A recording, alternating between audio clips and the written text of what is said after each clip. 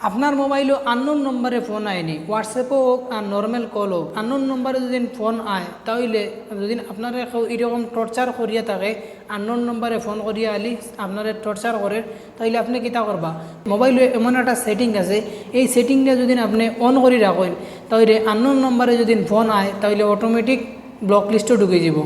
আমি আপনার ধরে এই সেটিংয়ের বিষয় আজকে দেখাইমু। আমার পেজটা ফলো করে রাখবা এরকম ভিডিও পাওয়ার লাগে। তাইলে চলো অসাধারণ কাজটা শিখে আসি।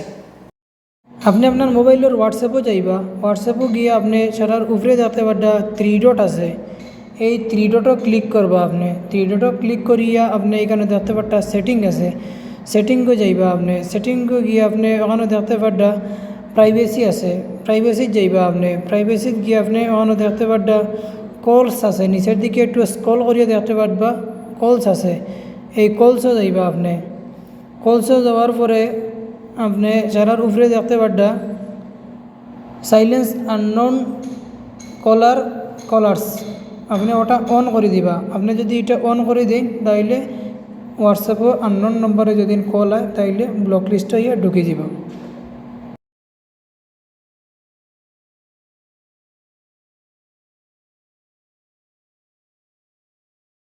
আপনি আপনার কলও যাইবা, কলও যাওয়ার পরে আপনি ওখানে উপরে দেখতে পারটা 3 ডট আছে, 3 ডটও ক্লিক করবা। 3 ডটও ক্লিক করিয়ে আপনি দেখতে পারটা ওখানে সেটিং আছে, সেটিংও ক্লিক করবা। সেটিংও ক্লিক করিয়ে আপনি ওখানে দেখতে পারটা সবার উপরে ব্লক নম্বর আছে, ব্লক নম্বরও ক্লিক করবা।